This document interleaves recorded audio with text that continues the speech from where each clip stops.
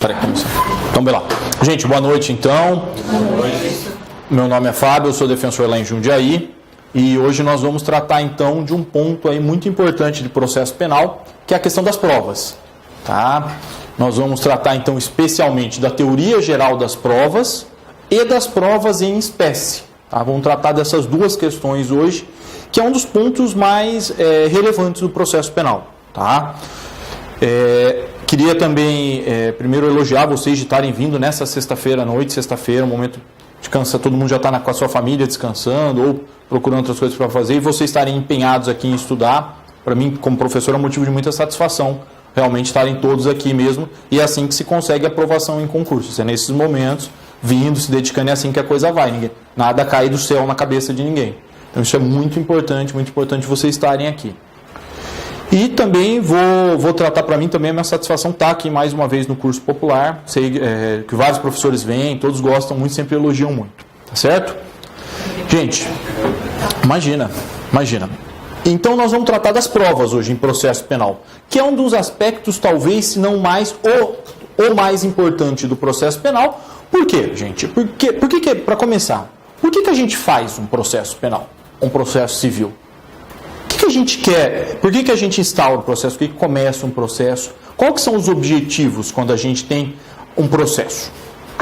Alguém sabe me dizer por que eu tenho um processo civil, penal? O que eu quero com aquele processo? Para que faz um processo? Ter a pretensão satisfeita. E sim, ter a pretensão satisfeita.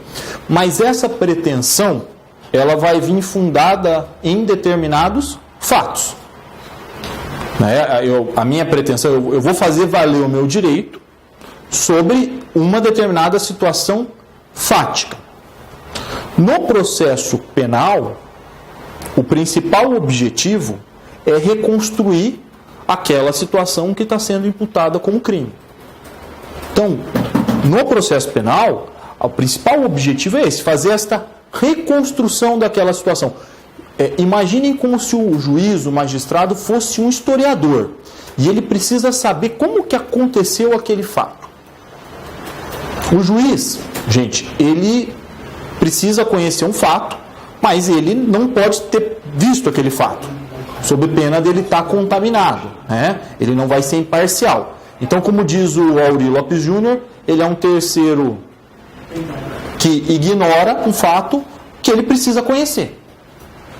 Essa vai ser sempre, então, essa busca, essa reconstituição daquele fato que aconteceu, com todos os problemas que tem da gente reconstituir uma situação passada, né? Porque a situação passada já foi, o crime já foi, né? O crime aconteceu no ontem, a gente não consegue trazer isso de volta. Então a gente vai ter que buscar esses sinais do presente para poder verificar como que determinada situação aconteceu. E aí é que vão entrar as provas. Por quê? Porque vai ser através das provas que o juiz vai conseguir fazer essa reconstituição desse determinado fato.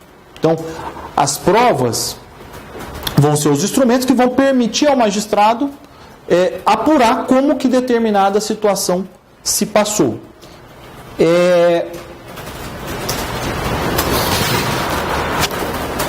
Esta primeira parte da aula, que é da teoria geral das provas, eu fiz com base no livro do professor Auri Lopes Júnior. Tá? E a segunda fase, que é da provas em espécie, eu fiz com base no professor Gustavo Badaró. Uma outra coisa que eu queria dizer para vocês também é o seguinte, gente. Qualquer dúvida, vocês podem me interromper na hora que for, não tem problema. Não precisa me interromper no final, não precisa ficar com dúvida. Qualquer situação que vocês não entenderem, vocês podem me interromper. Então, eu faço então o processo para obter prova.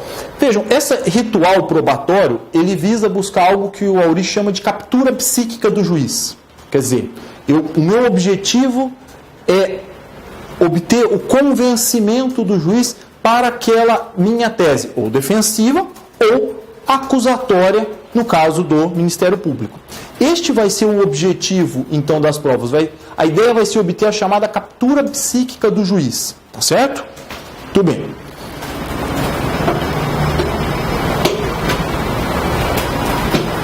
Bom, em relação à gestão da prova, ou sistemas de obtenção de provas, eu tenho um princípio, tenho alguns princípios, né? Em relação à questão da modos de construção da prova, né? Eu tenho um sistema, e nós vamos aprofundar isso, que é um sistema inquisitivo, em que o juiz vai ser o responsável pela construção da prova. O magistrado, então, vai ser ele o responsável por construir, por buscar a prova. E eu tenho um sistema chamado acusatório, em que a obtenção da prova ficará a cabo das partes. Nós tivemos uma decisão essa semana, não sei se vocês se atentaram, do STF sobre a questão da inquirição das testemunhas em audiência. Até 2008, nós tínhamos a inquirição das testemunhas em audiência feita pelo juiz no chamado sistema presidencialista. Começava a audiência, o juiz perguntava primeiro. Então ele perguntava para a testemunha, fazia todas as perguntas que ele achava necessário, dava a palavra para o promotor, se a testemunha fosse de acusação, e dava a palavra para o defensor, se a testemunha fosse de defesa. Obviamente, então começava-se a inquirição pelo magistrado. Com a reforma de 2008, criou-se o artigo 212, que passou a ter a disposição de que a testemunha será inquirida pelas partes. Então, deveria funcionar da seguinte forma: a testemunha foi arrolada pelo promotor, inicia a audiência, o juiz dá a palavra para o promotor de justiça. O senhor está com a palavra, faça suas perguntas. Encerrado, passa a palavra para a defesa. O senhor está com as suas perguntas. E por último, ele faria as perguntas em caráter suplementar. Essa seria a previsão 212. Isso foi solenemente ignorado, né, e se continuou a fazer as perguntas do sistema presidencialista como acontecia antes. Essa decisão recente do STF, e até a coluna do professor Auri, tem aqui um pequeno parênteses. Leiam recorrentemente, gente, processo penal no Conjur, toda sexta, coluna Conjur, toda sexta-feira, a coluna Limite Penal.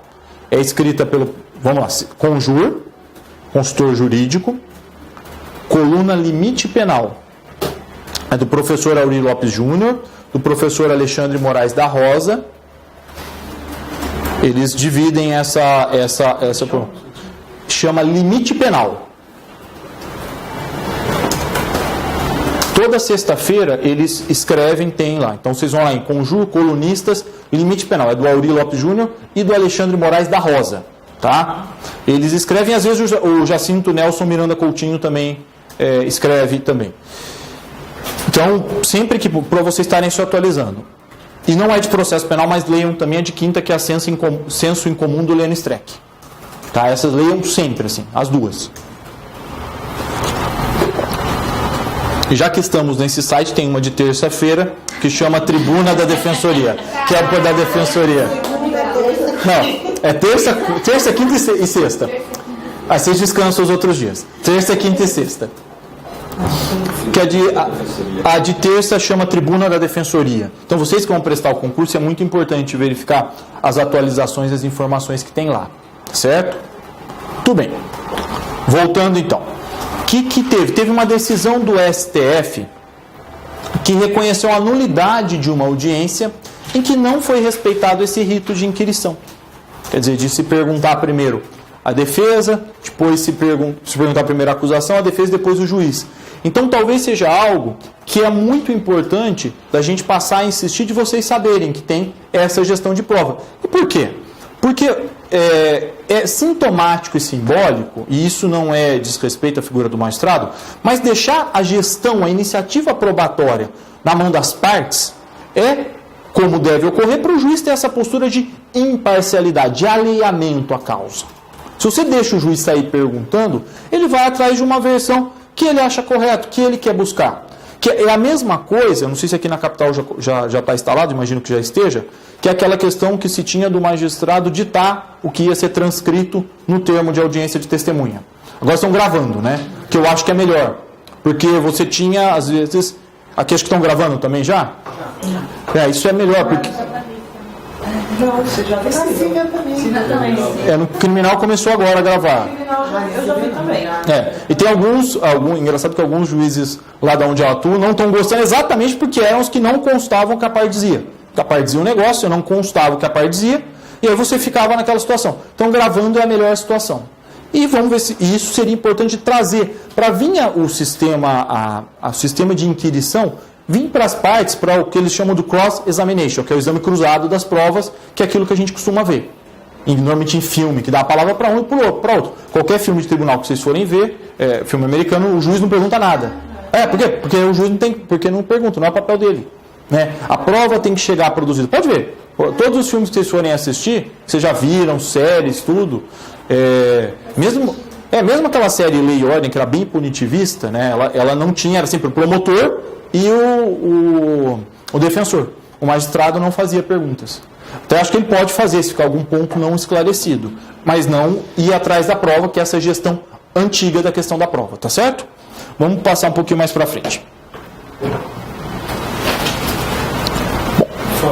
Diga. Eles falam que o cara está sendo acusado e já perguntam na sequência. O que o senhor tem a dizer sobre isso? Exatamente. Deixam correr. O promotor que vai fazer a pergunta depois. Qual que seria o jeito? A gente teria que...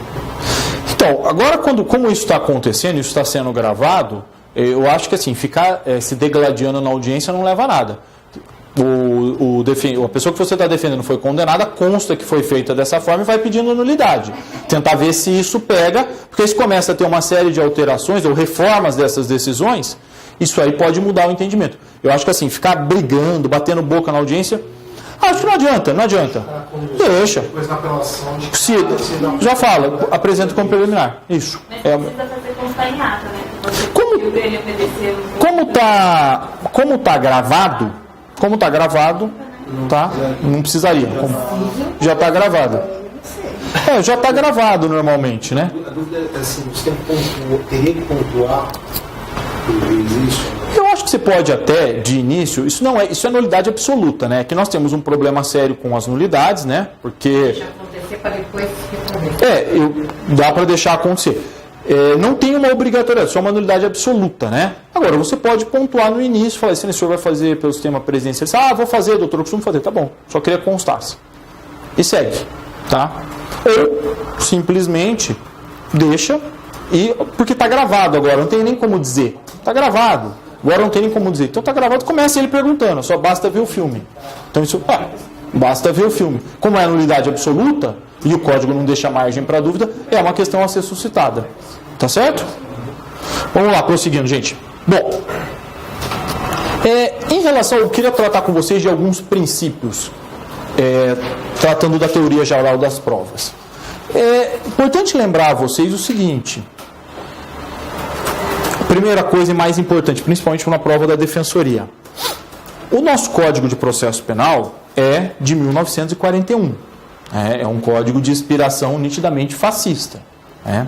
Então isso faz com que a principiologia, a questão das provas, é um código calcado na figura do juiz inquisidor. Então, quando eu vou interpretar a prova ou os princípios da prova, eu preciso fazer uma filtragem constitucional do nosso código. Porque a nossa Constituição é acusatória e o nosso código é inquisitivo.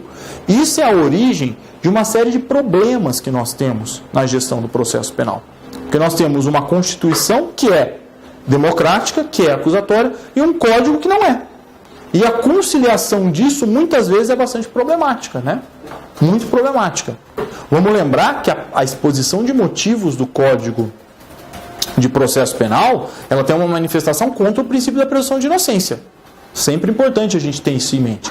Então, quando nós vamos tratar de prova ou de princípios de prova, é importante que isso venha muitas vezes da Constituição para que as provas sejam efetivamente colhidas de acordo com os ditames constitucionais, tá? Uma coisa importante, a teoria geral da prova, ela vai ser engraçada porque ela vai ter 3 artigos apenas, que é muito interessante. É o 155, o 156 e o 157. Vocês vão ver que essa primeira parte da aula nós vamos tratar basicamente desses 3 artigos, do 155, do 156 e do 157. Bom, qual que é a primeira garantia quando eu trato da prova? Bom, a primeira garantia é definir o que é prova, né? Que pode ser usado para condenar alguém. Então, a primeira garantia que se tem, o primeiro princípio, né, é de que a prova é aquele elemento que é produzido na atividade judicial, ou seja, a garantia da jurisdição. Prova é aquilo que é produzido perante o juiz, como regra. É a garantia da jurisdição. E isso é muito importante. Por quê? Porque vem para que se respeite o contraditório e a ampla defesa.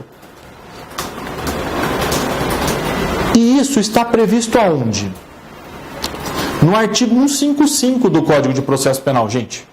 Artigo 155. O que diz esse artigo? Diz o seguinte: o juiz formará sua convicção pela livre apreciação da prova produzida em contraditório judicial, não podendo fundamentar sua decisão exclusivamente nos elementos informativos colhidos na investigação, ressalvadas provas cautelares não repetíveis e antecipadas. Então, vamos refletir com esse artigo com bastante calma. Esse artigo veda, então, a utilização dos elementos informativos colhidos no inquérito policial como se provas fossem para se condenar alguém. Tá? A prova, então, ela precisa ser produzida sobre o crivo do contraditório. Tá? É isso que diz esse artigo. É a garantia da jurisdição. Nós temos ainda diversos problemas em relação à aplicação efetiva desse artigo. Né? Muitas vezes você tem... Porque a lei foi um pouco tímida, né? Ela deveria dizer que não pode se basear nos elementos informativos. Quando ela fala em exclusivamente, permite-se o tal do cotejo. Eu peguei um elemento informativo do inquérito, estou cotejando aqui com o processo e estou efetivamente condenando. Né? Era muito comum na minha atuação no Tribunal do Júri, agora isso diminuiu um pouco, mas era muito comum, principalmente no começo, você ter casos em que a prova era a confissão sozinha do suspeito. Então você não tinha nada, a pessoa ia na delegacia e confessava. Aí chegava o juiz, ela foi agredida, foi ameaçada, não confessava, não se fazia prova alguma de resto. E aquela confissão policial era lida, muitas vezes em plenário para o jurado, como se fosse confissão de verdade mesmo. Como se fosse de verdade. Na polícia ele confessou, ele ia lá aquilo. E para o jurado, e vejam, se você tem muitas vezes, infelizmente, magistrados que não sabem direito o que é contraditório e ampla defesa, o que dirá os jurados? Que muitas vezes tem muita dificuldade para entender essa distinção ou essa questão da forma. Então isso era feito rotineiramente, que é essa utilização do inquérito policial. E os culpados não são os jurados, né? O culpado era o magistrado que não deveria pronunciar com base nesse elemento informativo. E você tem... E mesmo... Conseguiu aí? Realmente. E mesmo em relação à questão do tráfico, nós temos também uma utilização disso. Porque vocês vejam que a maioria das acusações de tráfico são calcadas nos depoimentos de policiais militares, que são nada mais do que um elemento informativo, né? Você tem a atuação policial militar, vem, presencia e depois depõe como testemunha. Né? Nós vamos chegar mais para frente no depoimento. Eu estou no item 3.1. Tá? Então, esse artigo, gente, o 155, é um que vocês precisam saber, porque isso não cai, isso despenca nas provas, principalmente da defensoria, que é essa questão de não se poder, 3.1, não se poder utilizar esses elementos informativos. Aqui, isso, está aqui. Isso então é muito importante vocês terem isso. Agora, o artigo, certinho? Tranquilos? Então tá bom. Todo mundo está conseguindo ver. Que bom. Então, o artigo, gente, ele faz uma distinção no final sobre a questão das provas cautelares não repetíveis e antecipadas, né? Que essas podem ser utilizadas provas do inquérito policial. Vocês lembram o que são essas provas cautelares, antecipadas? Lembram? São as perícias, né? Normalmente a prova pericial ela não é repetida, tá? Então, se uma prova pericial é produzida, por exemplo, um laudo, um exame necroscópico, não é necessário que você repita isso em juízo, se você tem o que se chama de contraditório diferido, tá certo? Então, isso que quer dizer essa exceção do artigo 155, tá? Bom,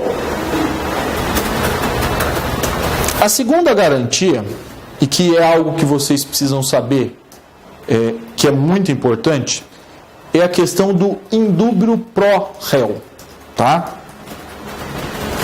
O indúbio pro réu, na verdade, é uma regra, é um princípio que traz uma regra de decisão que vai tratar da questão da dúvida e de como ela deve se resolver. Vejam, a gente verifica na doutrina mais comum, mais ordinária, recorrente, algo que vocês já devem ter ouvido, inclusive com a percepção do artigo 156, e que tem uma inspiração nitidamente civilista, que a alegação, a comprovação de determinada alegação, incumbe a quem o fizer, né? Então, vocês já devem ter ouvido isso nas aulas lá de processo penal da graduação, de que, olha, então a alegação incumbe a parte que a fizer. Então, basicamente, o Ministério Público tem que demonstrar a autoria e a materialidade de uma acusação. E a defesa, se alegar uma causa impeditiva, modificativa ou extintiva do direito, compete a ela a defesa demonstrar. Tá certo? Já ouviram isso? Já ouviram, né? Pois é, esqueçam. Pois é, esqueçam. Esqueçam. Para o processo penal, em especial para o processo penal da Defensoria, não é dessa forma. Por quê? Porque, na verdade, a defesa não tem ônus de prova algum. Isso diz o professor Auri e ele explica de um modo muito coerente. O ônus probatório está todo na mão do acusador. É ele que tem que demonstrar a conduta. E demonstrar toda a conduta. Dizer que alguém cometeu um crime exclui, por conceituação lógica da mais simples, a questão da legítima defesa, do estado de necessidade ou do exercício regular do direito. Quer dizer, não basta eu provar a autoria e materialidade, eu tenho que demonstrar, para eu dizer que aquela pessoa cometeu um crime, que ela não estava em legítima defesa, que ela não estava em estado de necessidade ou em exercício regular do direito. O ônus da prova, gente, é todo do acusador. É o Estado, é o acusador que tem que demonstrar o alegado. É ele que tem que demonstrar que ocorreu um crime. E vamos nos lembrar das aulas de direito penal. O que é o crime? É o fato típico, jurídico e culpável. Isso. Tem uma divergência sobre a questão do culpável, mas é o fato típico, jurídico e culpável. Então, é o promotor que tem que demonstrar todos esses elementos. Então, o indúbio pro réu, ele vem para tratar disso. Dizer, olha, se ficarmos em uma situação de dúvida, a questão vai ser decidida, então, em favor do acusado. Tá? Esse é o ônus da acusação. A acusação está lá. A acusação faz a primeira descrição com a denúncia e compete a ela demonstrar aquilo. A defesa não tem ônus de prova? Não. A defesa tem, diz o professor Auli, na minha opinião corretamente, ela tem as oportunidades de prova, né? Então é dado à defesa a oportunidade. Ela pode perder uma chance. Quando eu dou a oportunidade para a defesa comprovar alguma coisa, a defesa pode usar ou não essa chance. Se ela deixa de usar, pode ser que o convencimento do juiz se aproxime mais de uma condenação. A defesa não tem ônus, gente, então, de prova. Ela tem as oportunidades de fazer. A defesa pode ficar inerte. Eu disse isso, acho que na primeira vez que eu tive aqui para vocês. A situação começa, deveria começar, com o sujeito sendo absolvido se a acusação não provar nada. Então, é como aquela situação do empate, eles favorecer a defesa, né? Se nada se mexer, se nada se comprovar, por inércia, a situação vai para uma absolvição. Se a acusação não trouxer elementos, então compete a acusação tomar a iniciativa e demonstrar isso. Isso é muito importante, isso é muito recorrente, de se cair, de se dizer que o ônus da prova é da defesa. A defesa não tem ônus. Isso é muito importante a gente saber. Tá? Muito importante mesmo de vocês todos saberem, tá bom? Vamos prosseguir para tratar de mais um ponto também, que é um princípio que eu tenho um ódio profundo, assim, profundo que exista. Ele não existe. Ele não existe. É uma obra de mentes malévolas que destroem o direito, mas ele não existe. Até a gente estava discutindo no grupo de defensores do júri. Não é em lugar nenhum. A gente estava discutindo essa semana no grupo de defensores do júri essa questão do indúbio pro societá, né? E tá, na verdade não tá, eu nem pus todo o material aí, mas eu coloquei no material de júri tem. Que é um princípio que não existe, não tem lugar nenhum que a dúvida se resolve em favor da sociedade. Em lugar nenhum isso, nenhuma inversão, nem nada. Não está em lugar nenhum. Se for em prova da defesa, não coloquem isso, não está em lugar algum, não tem menção disso. Então, e quais os dois momentos principais que esse princípio aparece? Ele aparece na pronúncia, né, em que se encerra a primeira fase do júri. Então se diz que ali a dúvida se resolve a favor da sociedade e que, portanto, pode pronunciar o réu. E na revisão criminal também, que aí há uma dúvida, a defesa que teria que demonstrar, e aí se não demonstrar, a dúvida se resolve em favor da sociedade. Pois é.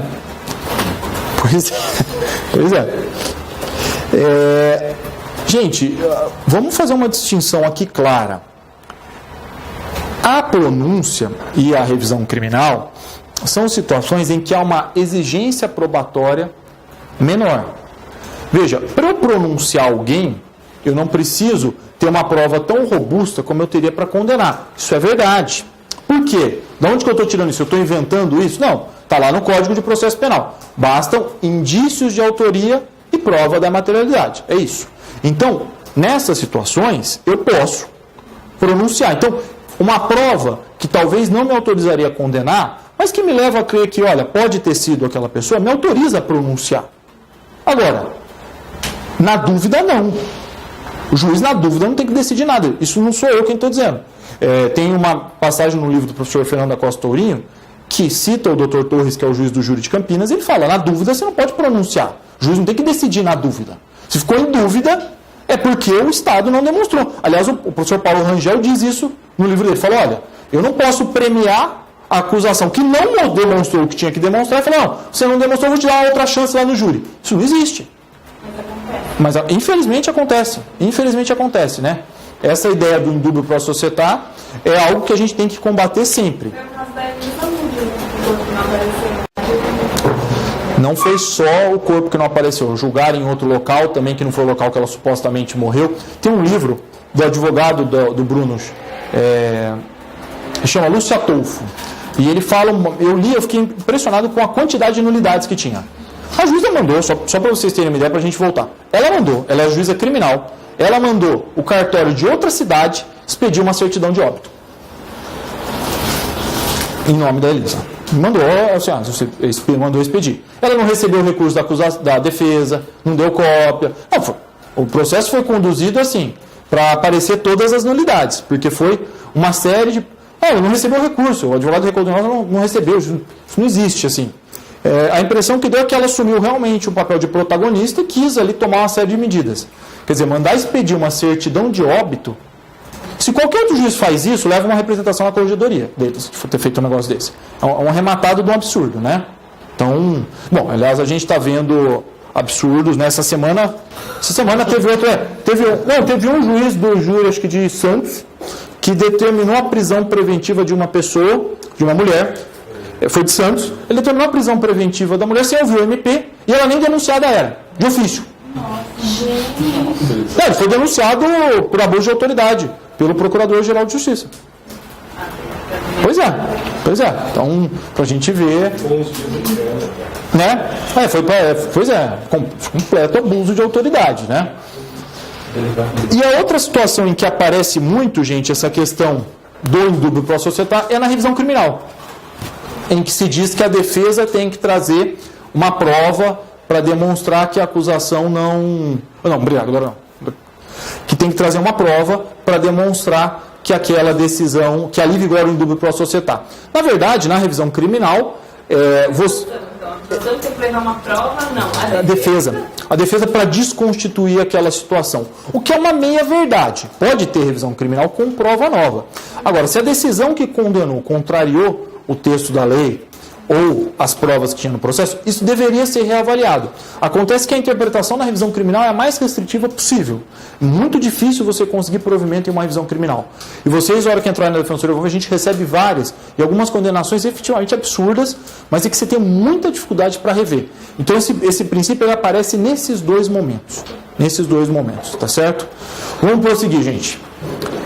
Queria tratar com vocês também do contraditório na questão da produção da prova, tá? Que é um dos princípios fundamentais da produção da prova, é o princípio do contraditório.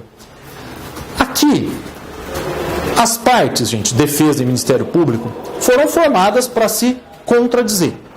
Por quê? Por que tem um Ministério Público? Se vocês forem verificar, tem um livro do Carnelucci chamado Misérias do Processo Penal. Vocês já viram falar. E lá você buscou constituir um magistrado totalmente imparcial, então você precisou criar uma parte, que é o Ministério Público, que vai ocupar a função de acusador. Isso não tem problema nenhum. Desde que se atue dentro da lei, não tem problema nenhum. E aí você criou, então, essa ideia da verdade. Você teve uma percepção da busca da verdade ser esse entre-choque de versões. Né? As versões se chocam. E aí o contraditório ele tem de vir no momento de produção de prova. E ele vai aparecer em 4 momentos distintos. Primeiro, é no momento em que for postulada alguma prova. Tá? Quer dizer, quando eu apresento, a acusação apresenta o rol de testemunhas, e o processo vai para a defesa fazer a resposta à acusação, a defesa tem a primeira oportunidade de pedir, por exemplo, para afastar uma daquelas testemunhas, se ela tiver alguma causa, algum motivo que justifique. Tá? Então, no momento em que a prova é postulada, e a acusação é a mesma coisa, quando a defesa rola uma testemunha, ou pede uma diligência, uma perícia, você tem este... vamos chamar assim, é como se fosse um jogo de tênis, né? Um bate, o outro vai bate. O contraditório, imaginem, um vai, o outro fala. A bola vai para um, a bola vai para o outro. Basicamente isso. Então você tem a postulação nesse primeiro momento. Depois você tem a possibilidade de contraditório também, no momento em que aquela prova é admitida. Um juiz admite aquela prova.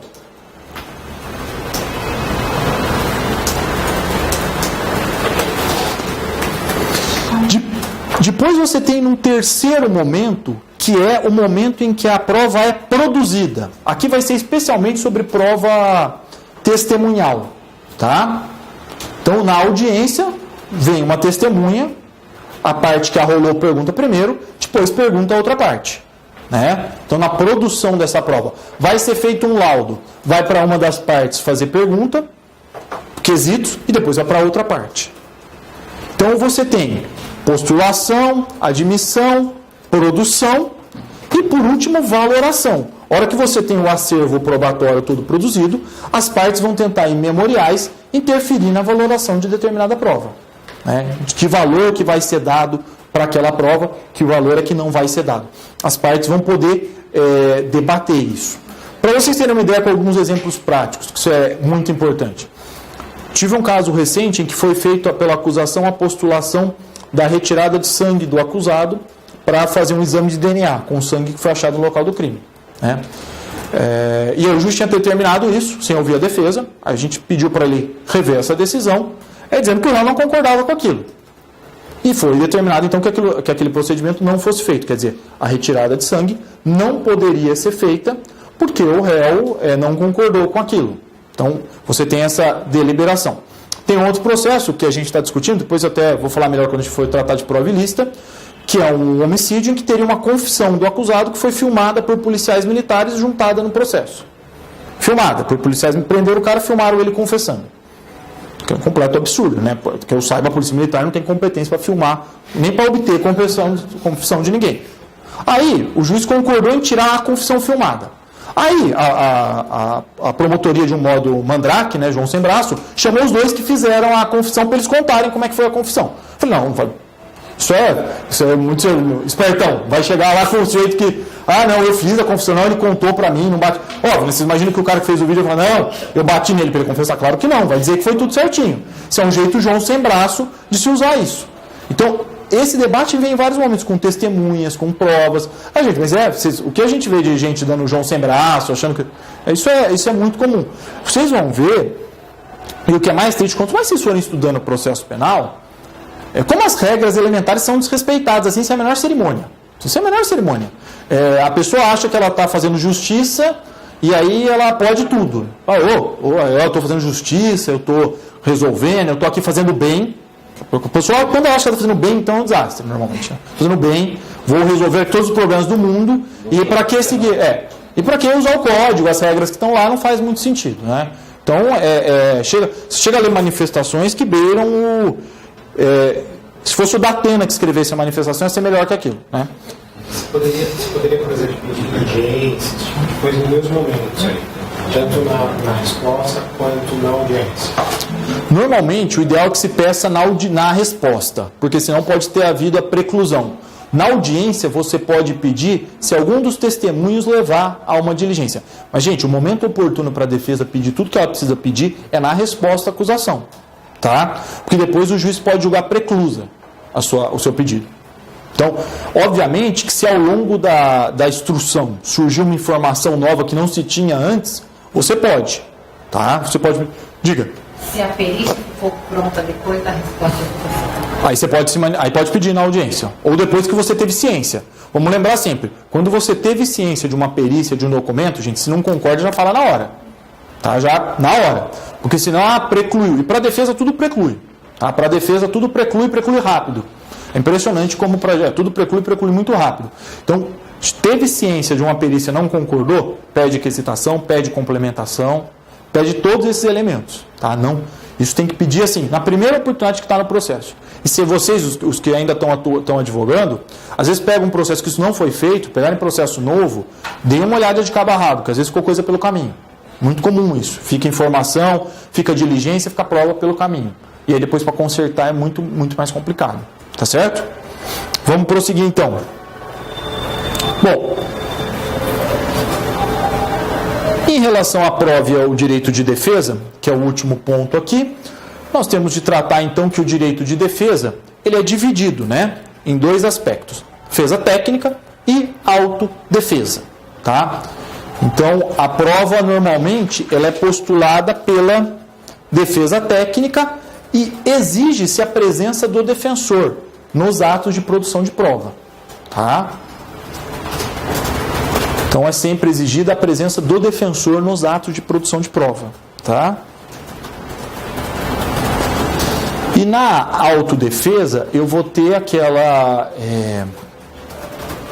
proibição de obrigar o réu a fazer prova contra ele mesmo, tá?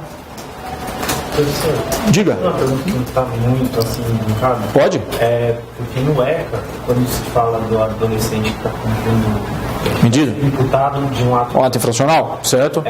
Tem um entendimento que a presença simplesmente do responsável na delegacia já supriria a necessidade de devido defensor. Não teria uma aplicação subsidiária então, eles para favorecer até a defesa técnica deles com a necessidade do advogado? Essa questão é uma questão muito controvertida, mas eu vou tentar te ajudar com algumas coisas.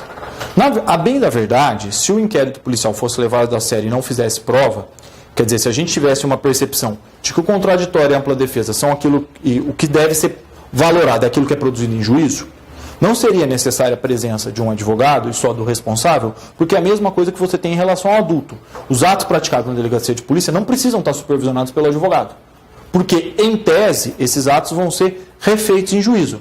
Agora, uma discussão que a gente precisa travar é, a partir da nossa realidade, que isso não é feito, qual caminho a se seguir? Começar a pleitear contraditório e ampla defesa no inquérito policial ou batalhar para o inquérito policial ser desentranhado do processo? Porque é das duas uma. Porque a gente está ficando nesse cenário com o pior dos dois mundos, né? A gente tem um inquérito policial sem defensor que é usado como prova depois. A gente está com o pior dos dois mundos, já. Então, se for para continuar fazendo dessa forma, então é melhor autorizar contraditório no inquérito policial. Porque você não consegue imputar, colocar um defensor, mesmo para o adolescente, se ele está com um responsável, porque o delegado vai te dizer, olha, meu amigo, aqui não tem contraditório em ampla defesa, o procedimento é inquisitivo. E esse é o ponto. E formalmente não estaria errado dizer isso. Então nós ficamos com essa limitação. Qual que é o erro? Talvez não está em um inquérito policial ser inquisitivo, até porque para descobrir uma infração penal, você precisa dar uma margem maior de discricionariedade. Não dá para, se você amarrar muito com o ato judicial, muitas vezes você vai ter, as investigações já não conseguem descobrir a maioria das coisas. Já é precário. Não estou aí para dizer, saiu semana passada, no G1, depois vocês procurem, um monitor da violência. Não sei se vocês viram esses dados. Esse monitor da violência é um conjunto, é uma pesquisa que eles fizeram, período acho que de 5 dias, 23 a 29, 6 dias. 23 a 29 de agosto desse ano, com os homicídios, feminicídios, abortos e latrocínios. Os crimes, vamos lá, grosso modo, violentos contra a vida. E aí eles chegaram às conclusões, né, de quantos casos é apurada a autoria, quantos casos não é. Eles tinham lá 700 casos, 700 e poucos casos, 500 e tanto não era apurada a autoria. Então, pois é, assim, você tinha 30, eles tinham assim, a conta deles era que 30% era apurada a autoria, 40, 50% não era. Isso com o inquérito policial do jeito que é feito. E aí eles começaram a fracionar e verificar por que isso acontecia, quais que eram as circunstâncias que permitiam que isso acontecesse. Né? Toda essa ineficiência. Porque a gente ouve muito, né, um discurso de dizer, o problema do Brasil é a impunidade, que não acontece nada, e que é a lei que é muito branda. Não, a lei não é muito branda. O problema é que você investiga de um modo muito ruim, muito precário, com uma polícia toda desaparelhada e você não descobre nada. Então, no fundo é isso. Aí você tem também um problema crônico da polícia e do Ministério Público também não conseguem muitas vezes se conversar, um desconfia do outro. Então, isso soma a um índice de resolução de conflitos muito baixo. E que o nosso legislador nem sabe disso. Né? Eles fizeram, portar fuzil agora virou crime hediondo. A solução para não ter mais crime com fuzil é virar porte fuzil crime hediondo. Estou falando algo recente, virou crime hediondo portar fuzil. Agora ninguém mais vai andar com fuzil. A pessoa vai olhar lá e fala, nossa, virou crime hediondo andar com fuzil. Não vão andar mais de fuzil. Eles vão... Com estilinho, né? É assim, um debate que a gente tem sobre a nossa questão criminal de uma profundidade, assim, de um pires, assim. O debate é feito nesse nível, né? Então a gente não tem. Você tem uma coleta de dados dessa e você não se pergunta. Porque também é muito mais fácil, muito mais cômodo ir lá e falar que você aprovou a lei, que o legislativo é atuante, fala assim, a gente aprovou a lei ali que no fuzil vai ser crime hediondo. Aí você tira a foto, nós estamos combatendo a criminalidade. Quando isso é uma falácia. Então nós temos... E aí o inquérito policial ele vem todo num amarrado, que se a gente for puxar uma discussão muito mais ampla, dizer, ele não consegue ser um instrumento para dar conta da função dele, e além de tudo ele ainda viola uma série de direitos, e além de tudo ele ainda é usado depois como prova. Isso não é criticar a polícia. A polícia tem que apurar e trazer os elementos do inquérito policial. Agora, depois disso, isso serve para aquele primeiro momento de formação de convicção. Depois acabou. E esse é o nosso maior problema. E aí a gente fica nessa, vai fazer os atos na polícia serem supervisionados por advogado? Então vai virar um inquérito com contraditório. E aí vai anular se não for? Porque, se for para isso... E aí o adulto e o adolescente ficam na mesma situação. Porque você entende que só o pai supre. Bom, você fala, se o adulto está desacompanhado, eu posso fazer as diligências com ele.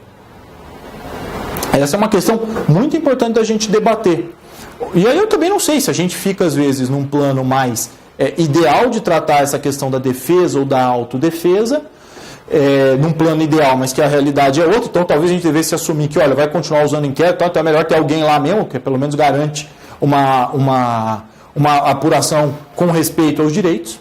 Você não consegue mesmo com alguém lá, porque até alguém chegar, Sim. ela já faz o que ela assinou. É isso, né? No máximo, você manda o cara ficar em silêncio. Aí o cara de birra bota o que puder. Então, é uma discussão.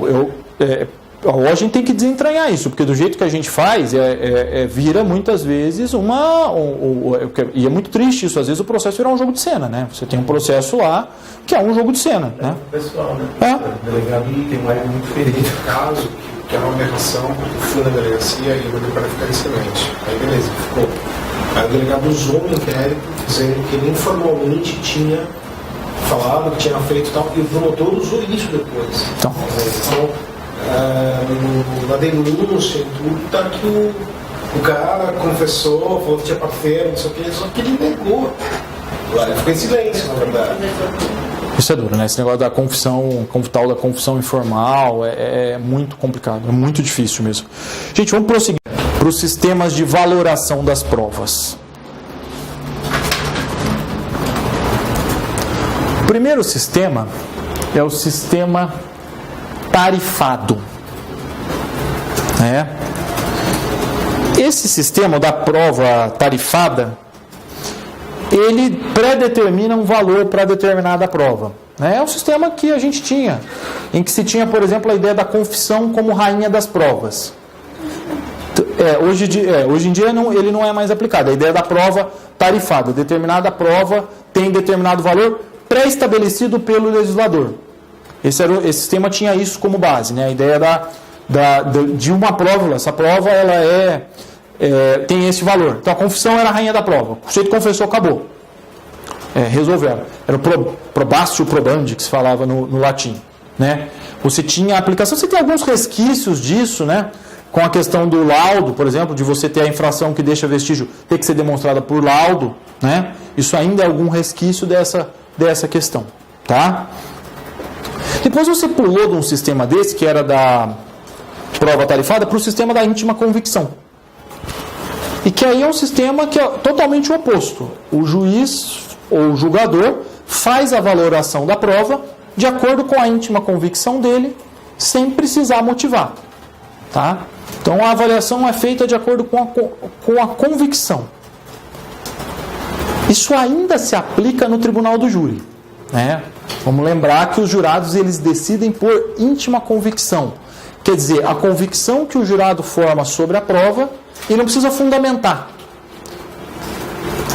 né? Isso funciona na especificidade do júri, né? Essa ideia da íntima convicção. Mas realmente é um sistema que ele se torna um pouco complicado porque ele dá margem para preconceito, né? Eu vou decidir pela íntima convicção e aí às vezes eu não tenho nem razões, né? Eu vou por antipatias, por sentimentos, por fundamentos ou razões que não são muitas vezes nobres, né? Às vezes pode ser de meus preconceitos mesmo. Eu observo aquele acusado e eu antipatizo com ele e vou condenar. Eu observo um acusado e simpatizo com ele, vou absolver sem fundamento. Então é algo complicado de você ter a íntima convicção. Então a gente passou para o livre convencimento motivado, que é o sistema atualmente em vigor. Tá? Conseguindo ver aí? Nesse sistema, gente, do livre convencimento motivado, a decisão, isso está no artigo 93 da Constituição Federal, o juiz pode tomar a decisão, mas ele deve explicar as razões pelas quais ele chegou em determinada decisão. Tá? Vamos lembrar que nós temos muitas vezes hoje, vocês também vão ter às vezes na defensoria, problemas com motivações de decisões, com motivações genéricas, né? E aí você tem lá, por que determinada prova foi desprezada? Na verdade aqui, teria de ter um raciocínio, o magistrado deveria construir o raciocínio que ele empregou para chegar a determinada conclusão. Então tem duas testemunhas. Ele tem que explicar, olha, eu optei pela testemunha A em detrimento da testemunha B, porque essa testemunha contou uma versão mais crível, mais verossímil e que estava de acordo com os laudos, por exemplo. Então você tem que explicar por que a decisão judicial foi em um sentido e não em outro. Essa é a questão do livre convencimento motivado. Tá? Isso que vigora hoje na maioria das decisões judiciais.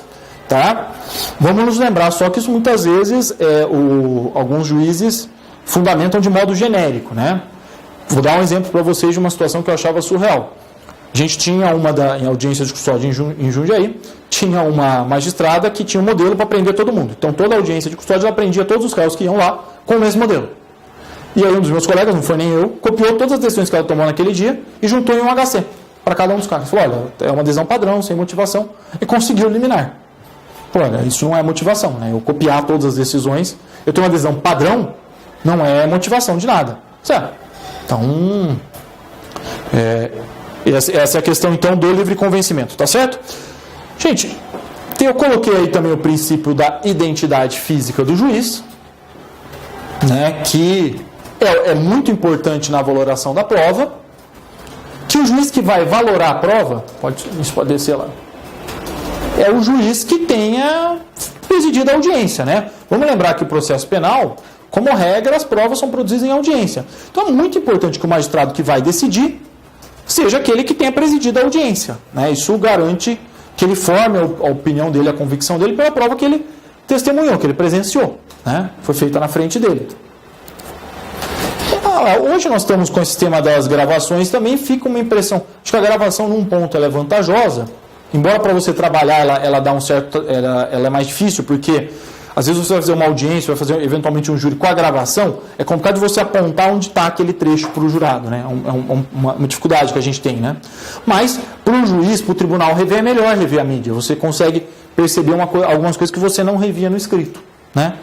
Mas ainda temos então esse princípio da identidade física, tá? Que é um princípio mais simples também, tá certo?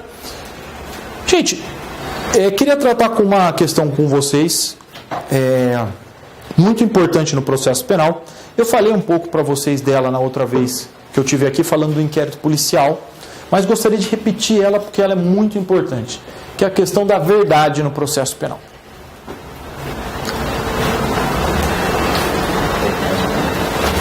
A verdade real. A verdade real. Que é um princípio que, na gestão das provas, ou nas provas, seria um princípio da produção probatória, que diz que o processo penal visa, ou tem como objetivo, a descoberta da chamada verdade real, né? Que seria um dos objetivos do processo penal, a reconstituição daquele fato tido como criminoso exatamente daquela forma. E que, em razão disso, o juiz estaria autorizado a tomar medidas para descobrir a verdade, ou que mais, seria o papel do magistrado descobrir a verdade. Descobrir a verdade verdadeira, dizendo assim, como aquele fato efetivamente se passou. E isso... o Auri fala nisso muito bem, nesse ponto eu acho, algumas coisas eu discordo dele. Por exemplo, quando ele fala do júri, ele fala algumas coisas mal do júri, mas isso ele é muito preciso, quando ele diz a verdade, e que isso criou uma série de problemas, e que foi a base, a ideia da verdade real, foi a base de uma cultura inquisitiva que se instalou no processo penal, em que o juiz se transfigurou na figura do inquisidor, que tem que ir atrás da verdade verdadeira, custe o que custar. Isso é realmente uma praga no processo penal e que precisa ser eliminada. Isso gerou, além dessa cultura inquisitiva, uma sensação, muitas vezes, em vários magistrados, de que a absolvição é uma falha. Quer dizer, na verdade, aquele sujeito é o culpado, mas o juiz está tendo que absolver. Não se tem uma percepção neutra de que, olha, aqui a prova não chegou, eu vou absolver, aqui a prova chegou, eu vou condenar. Não, se cria a percepção de que a absolvição muitas vezes é uma falha, que aquela pessoa é culpada e ela está escapando de alguma forma. Criou essa percepção inquisitiva, com essa ideia da tal da verdade real, que é um problema para a gente do processo penal. Que é um problema, na minha opinião, evidente, talvez o maior dos problemas, é essa tal dessa busca, porque aí ela autoriza, e ela tem um cunho muito fanático, ela vem, uma coisa quase religiosa, quase cruzadista, de se buscar aquilo e tal, e uma confusão de papéis, confusão profunda de papéis. Então, isso é algo que precisa ser combatido. Obviamente que a gente não pode renunciar a um processo penal. Também não sou favorável à visão pós-moderna de que tudo são narrativas, né? Não, tudo é uma narrativa. Porque você começa a falar que tudo é narrativa, que você não tem determinados alicerces, determinados parâmetros, aí você começa a ter gente que acha que está tudo certo de sair por aí, por exemplo, se manifestando contra os direitos humanos em redação do Enem, e que não tem problema nenhum, já que tudo é narrativa. E nós também temos que tomar cuidado. Ou a gente tem certos pontos, certos pressupostos, ou não tem.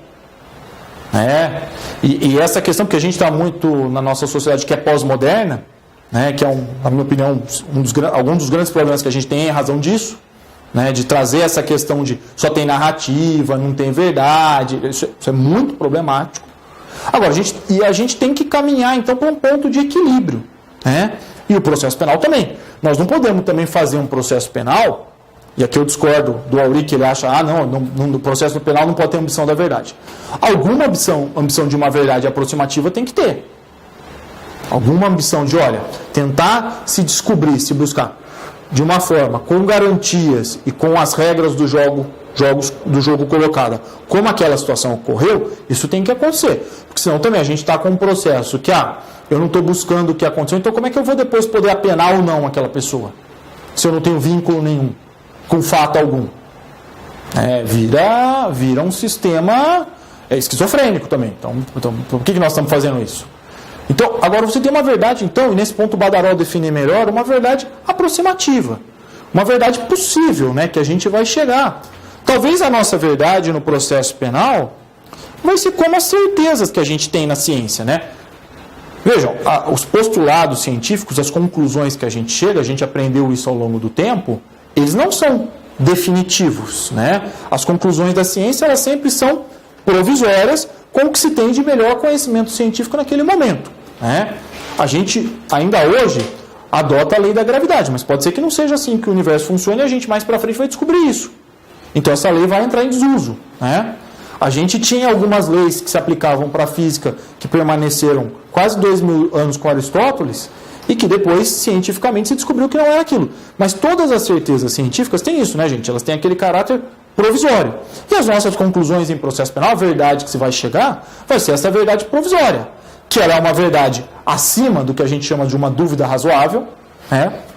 E é daí que vem a expressão, mas que a gente não, a verdade verdadeira de tudo que aconteceu, a gente muitas vezes não vai chegar no processo penal. Até porque a gente muitas vezes não vai chegar na verdade verdadeira de um monte de coisa na nossa vida, né? Nossa vida é limitada. Mas a verdade de tudo como é revelada, nós com as nossas limitações nunca vamos chegar, né? E não é no processo penal que a gente vai também. A gente precisa ter essa percepção, tá? Então a verdade que a gente vai tratar, gente, vai ser essa verdade aproximativa, que a gente vai conseguir chegar, conseguir pontuar ou conseguir trabalhar, tá? E essa verdade, ela vai ter algumas peculiaridades. Então, ela vai ser revelada de acordo com a narração da acusação. Isso, a tese acusatória formulada, pode subir um pouquinho. Ela vai ser uma verdade que vai ter que ser corroborada pela prova colhida no processo, é para isso que serve a prova, né? A verdade, as conclusões que eu vou chegar, vão ter que ser extraídas das provas, né? A dúvida, aí ela vai se resolver com a presunção da inocência. Então é essa verdade que nós vamos chegar. Então, se vocês forem perguntados, gente, por favor, em provas da defensoria, sobre a tal da verdade real, por favor, esqueçam isso e ressaltem essa questão. Essa é a verdade aproximativa. Isso pode cair muito em segunda fase, tá? Disserte sobre o princípio da verdade real, tá? Isso é bacana. Pode ser um bom tema de prova, né? Disserte sobre o princípio da verdade real, para vocês conseguirem colocar essas conclusões aí. E vocês já vão estar muito na frente, porque tem de gente que acredita em verdade real, homem médio e coisas do tipo. O homem médio é ótimo, né? É o homem médio. Homem médio, verdade real, não tem esses mitos aí, né, do processo penal, que você tem essas informações. Então, para vocês terem essa percepção. Vamos prosseguir mais um pouquinho, gente. Bom,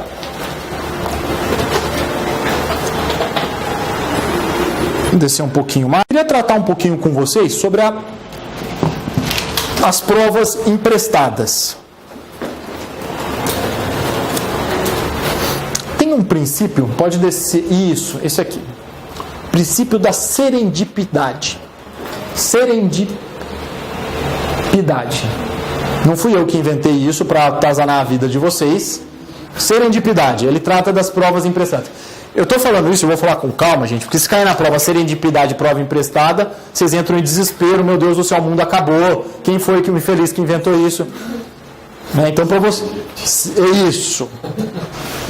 Ele trata esse princípio da questão das provas que são obtidas de um modo fortuito, com uma investigação que não visava elas exatamente. Vamos imaginar, essas interceptações telefônicas que são feitas. Muitas vezes você intercepta telefones para investigar um determinado delito. Vamos supor que eu intercepto um telefone para investigar um crime de extorsão mediante sequestro. Imagino que tem alguém sequestrado e eu suspeito que uma daquelas linhas, eles estão conversando. E eu faço a interceptação.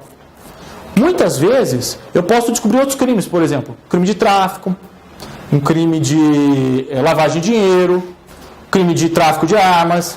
Eu posso descobrir outras condutas por aquela minha interceptação.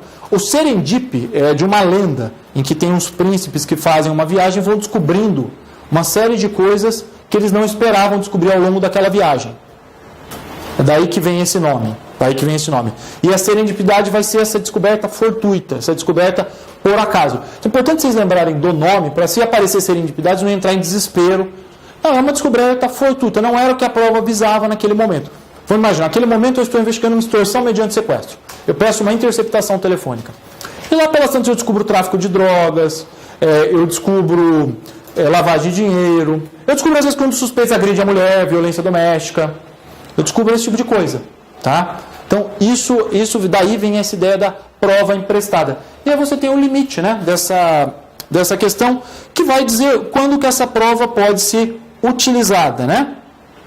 Então, a prova emprestada ela pode ser utilizada desde que haja autorização para a prova original. Então, essa interceptação telefônica original ela tem que estar autorizada. Se ela está autorizada, a prova emprestada pode ser utilizada também, tá? Agora, aquilo é um castelo de cartas. Se a prova original tem alguma ilegalidade, o castelo todo vem abaixo. Tá certo?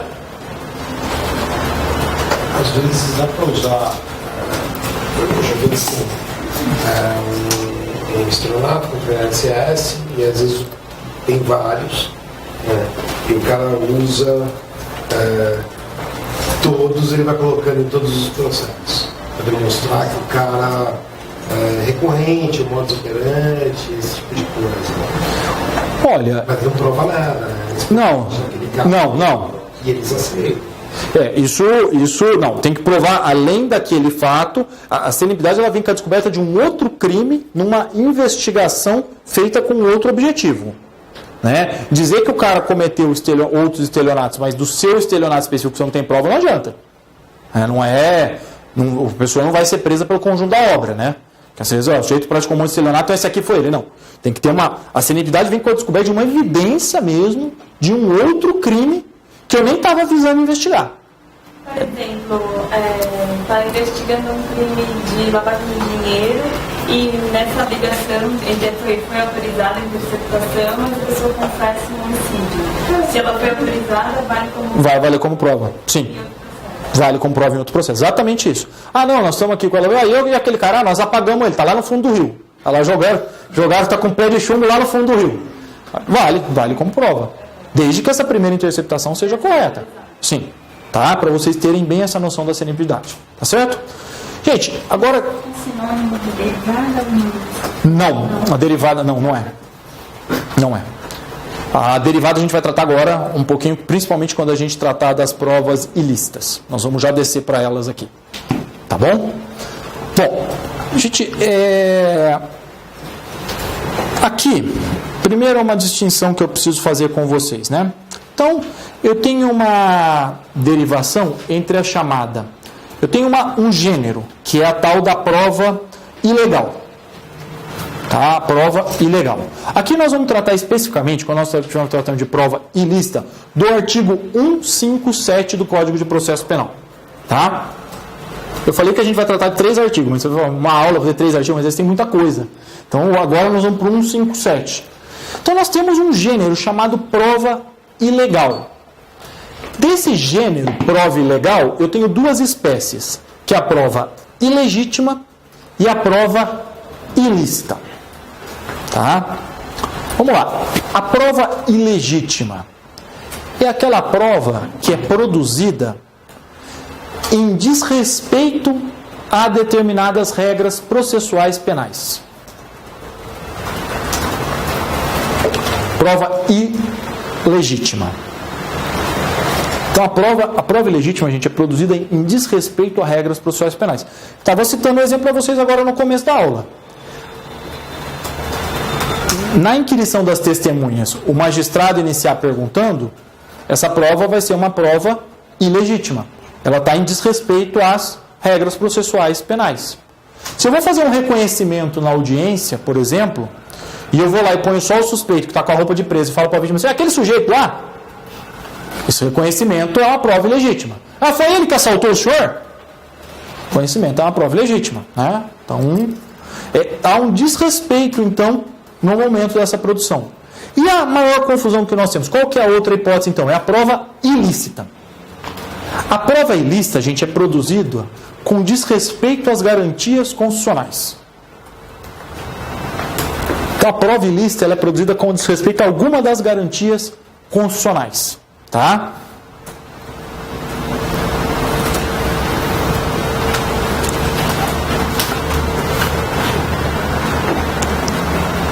Aí, nós temos uma disciplina no artigo 157 do Código de Processo Penal que vai dizer para a gente fazer essa diferenciação e dizer para a gente o que é a prova ilícita. E esse é um dos pontos da avaliação da prova ilícita, em que há um dos maiores choques no processo penal atual sobre a licitude ou não de determinadas provas. Né? Isso é um dos pontos de maior entrechoque que nós temos.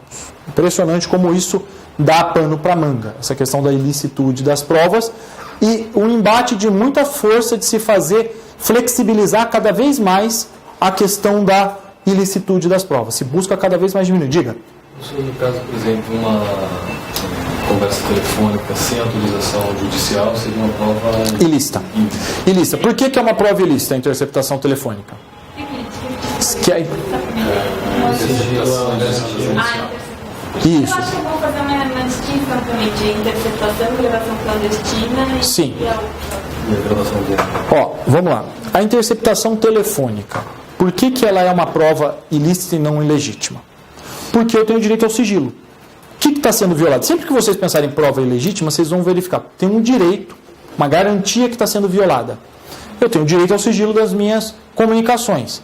Sejam elas por telefone, sejam elas pessoais. E se você dá uma confissão de alguma coisa, professor? Por exemplo, a pessoa te fala, olha, eu matei fulano realmente, por telefone. Eu não posso usar isso? Não, você pode contar que ele te falou. Mas eu tenho gravado aqui. Se ele não tinha autorizado, não pode mostrar a gravação. Isso é um ponto difícil. Porque a prova ilícita, gente, normalmente, o que é a grande dificuldade dela? Você tem uma situação, muitas vezes, que o cara cometeu o crime, você sabe que foi ele, e você tem que fingir que não sabe, porque foi colhida a evidência de um modo ilegal. E isso, humanamente, para nós, é muito difícil. É aquilo que você diz, pô, o cara falou, mas não falou, não pode. É essa tensão. Porque você tem normalmente na prova ilícita, por isso que dá muito problema. Porque você tem que falar, olha, eu sei que o cara fez isso. E eu não posso demonstrar que fez, eu tenho que fingir que eu não sei. Porque tem uma forma de se trabalhar com isso. Essa é a maior dificuldade. Forma é garantia. E não dá nem para ligar depois, né? Plenamente preparado. Pois é. Então, essa questão das gravações... Vou dar um exemplo para vocês, recorrente agora, do caso do Ilan Vac, que gravaram ele falando lá. Quer dizer, você não pode... Aquela gravação claramente foi feita sigilosamente, sem ele saber que estava sendo gravado. Então, moralmente é pavoroso? É ruim? Mas você não consegue encaixar aquilo como prova por um crime de racismo. Isso que é uma prova ilícita. Mas não tem diferença se é uma gravação, se é uma interceptação? A interceptação é que ela é o Estado, né, intervindo na ligação de duas pessoas, é um terceiro ali, né, que está quebrando o sigilo. Sim. Agora, quando um dos interlocutores, né, está presente ali na ligação dele, só para mentir. Então, mas a gravação ele não pode usar. Ele não está impedido de testemunhar. São coisas diferentes. Eu não posso usar a gravação, exceto, nós vamos ver que tem algumas, essa regra da prova ilícita, nós vamos descer daqui a pouco, ela é mitigada, né? Então, eu posso gravar, por exemplo, alguém, sem a pessoa saber, se eu vou usar para inocentar uma outra pessoa. Aí eu tenho uma liberação da prova ilícita. Aí eu tenho essa autorização. Por exemplo, eu estou sendo acusado, eu ligo para o sujeito, eu sei que foi ele que matou, mas eu que estou acusado. Eu fico instigando ele até que ele se entrega. Isso eu posso usar para me exonerar daquela acusação. E nós vamos entrar, eu vou tratar daqui a pouco com vocês, uma das propostas das 10 medidas contra a corrupção era exatamente essa, mitigar mais essa questão da prova ilícita. Porque é um ponto complicado, que você vai tratar essa questão da prova ilícita e você às vezes vai pôr limites, e essa questão da discussão do que você pode e o que você não pode usar, ela é muito difícil mesmo, para fazer por um critério de justiça, né? Você chegar no que é justo ou não. Tá? Nós vamos descer agora para essas hipóteses de discussão. Porque a ideia original da prova, além da prova ilícita, diz o artigo 157, vamos seguir lá. Ele diz que então são inadmissíveis devendo ser desentranhadas do processo as provas ilícitas, assim entendidas as obtidas com violações a normas constitucionais ou legais, que é aquilo que eu disse para vocês.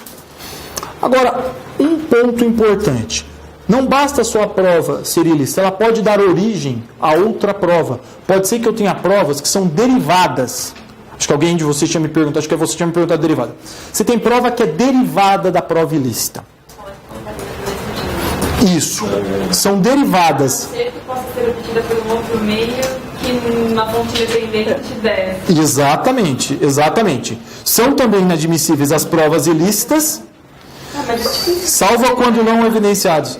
Não, mas vamos chegar lá. Porque tem essa hipótese que você citou, que é da fonte independente, e tem uma outra exclusão que se fala da questão da descoberta inevitável. Essas duas questões mitigam o rigor. Então, vamos voltando para a gente chegar todo mundo nesse ponto. Então, eu tenho a prova ilícita, que ela vai ser excluída. Agora, muitas vezes não tem só a prova ilícita. Da prova ilícita, derivam outras provas e outras descobertas. Vou dar um exemplo. Às vezes, de uma interceptação telefônica ilegal, você descobre o tráfico de drogas, se vai com o mandado de busca e apreensão, e você efetivamente apreende drogas. Muitas vezes, o mandado de busca que eu pedi, ele é legal, ele não é uma prova ilícita. Só que ele foi originado de uma interceptação telefônica ilegal. Então, eu tenho uma derivação. Que o mandato de busca e apreensão, na verdade, ele só descobriu o tráfico por causa da interceptação. Se ele não cita,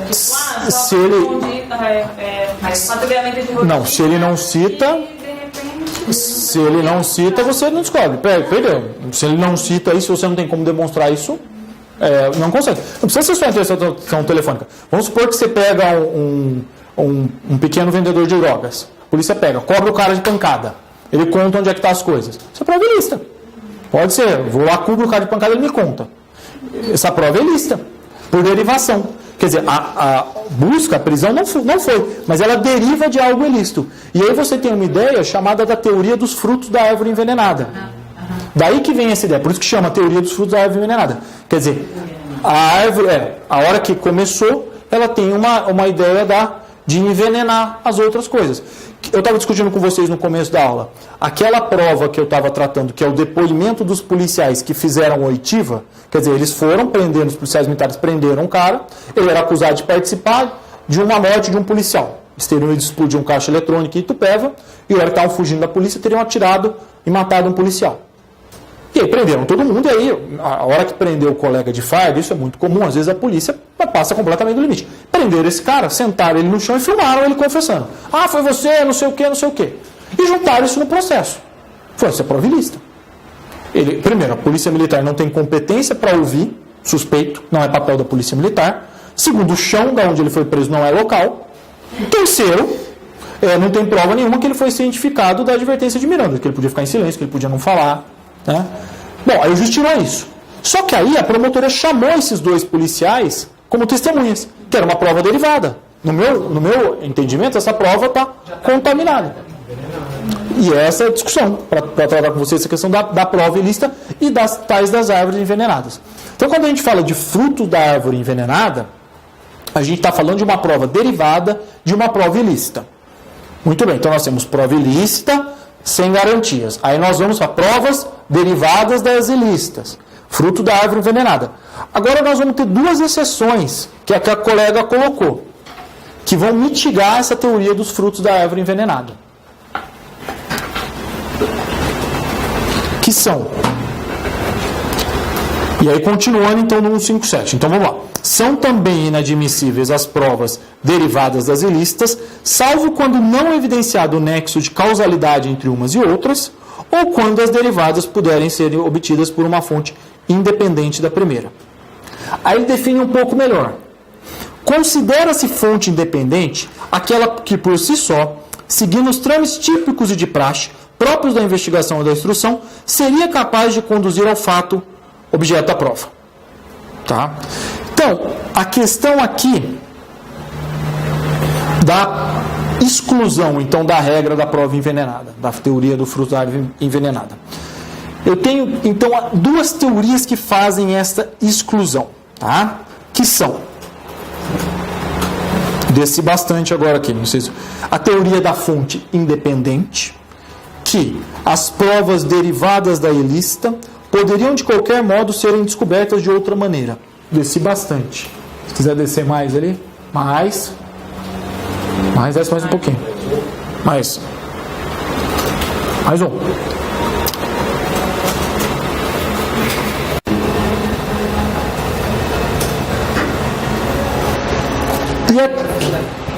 E isso aqui, gente, isso aqui, ó. Isso. As provas derivadas da ilícita poderiam, de qualquer modo, ser descobertas de outra maneira. Então você tem que comprovar que não há nexo de causalidade, em que você conseguiria descobrir por uma fonte independente aquela prova. Vamos imaginar o seguinte, esse mesmo caso, vamos imaginar esse caso da agressão. A polícia prende o suspeito, uma equipe policial agride esse suspeito para ele contar onde é que está guardada a maior parte de drogas. Porém, além disso, a polícia já estava investigando e já tinha licitamente colhido outras 2 pessoas que tinham dado informação. Aquela casa lá é a biqueira, lá se esconde droga. Então você tem aí uma fonte independente, tá? E você tem uma outra teoria que mitiga, que é a descoberta inevitável, que seria apenas uma questão de tempo até que a prova fosse descoberta. Então, você teria uma questão de tempo até que a verdade viesse à tona. Quer dizer, na verdade, faltava, com um pouco mais de diligência, um pouco mais de tempo, a autoridade policial conseguiria descobrir essa questão. Eu vou citar um exemplo que vocês vão entender. Tem um caso americano de um suspeito que foi preso porque teria matado uma moça. E a polícia agrediu ele para ele contar onde estava o corpo. E ele contou, efetivamente, onde estava o corpo.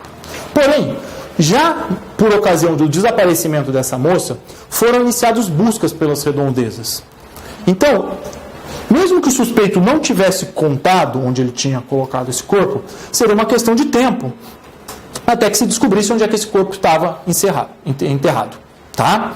Então essa vem a ideia da questão da descoberta inevitável. Tá? Elas são, e aqui é um ponto bastante complicado que a gente tem na prova ilícita, que a gente tem um confronto mesmo dessa limitação da questão da prova ilícita. Para somar tudo isso, trazer uma coisa a mais para a discussão, uma das 10 medidas contra a corrupção propostas pelo Ministério Público é a admissão da prova ilícita. Eles fizeram uma redação, que eu trouxe aqui, está no material, que eu gostaria de trazer para vocês, que é uma nova redação para o artigo 157. Pode subir. Vamos voltar. Para título de discussão e para tentar clarear mais essas hipóteses, eu achei que para vocês... Pode subir, está lá mais para cima. Tá mais para cima. Próxima vez eu vou numerar com as páginas isso aqui. Um dos projetos, uma das medidas contra a corrupção seria o uso da prova ilícita, né? Aliás, esse projeto todo era de um monte de inconstitucionalidade, né? Mas enfim, porque aí eles sugeriram a utilização da prova ilícita. Pode subir mais. Travou?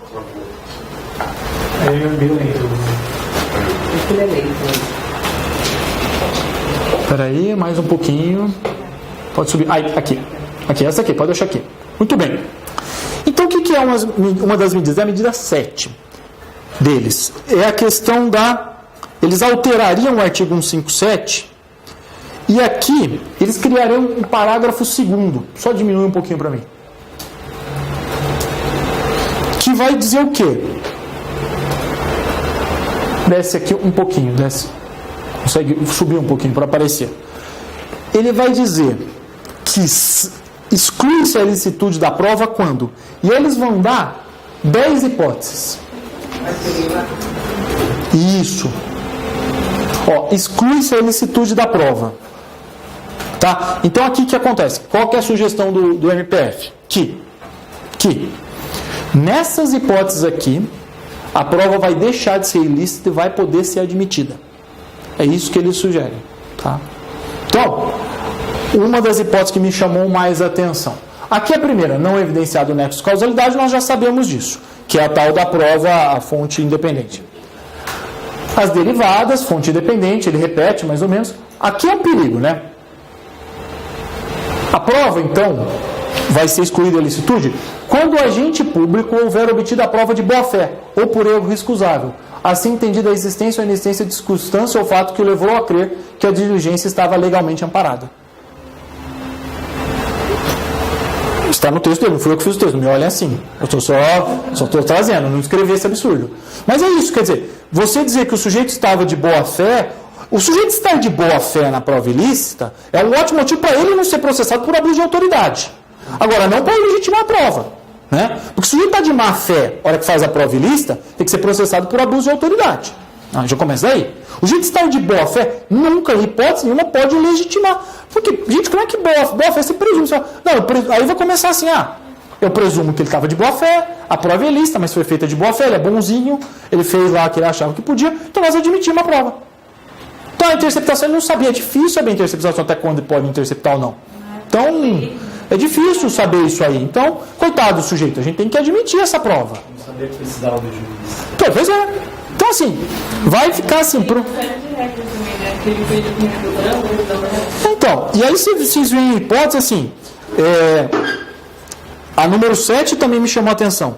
Pode usar prova ilícita com o propósito exclusivo de refutar álibi, fazer contraprova de fato inverídico deduzido pela defesa ou demonstrar a falsidade ou inutilidade de prova por ela produzida.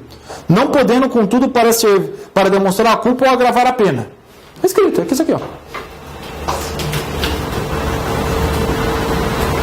E aí fala também que ela é obtida por boa fé quem de notícia de crime e fato teve conhecimento. Por exercício de profissão, mandato. Quer dizer, você cria um regramento que tudo vai ser permitido.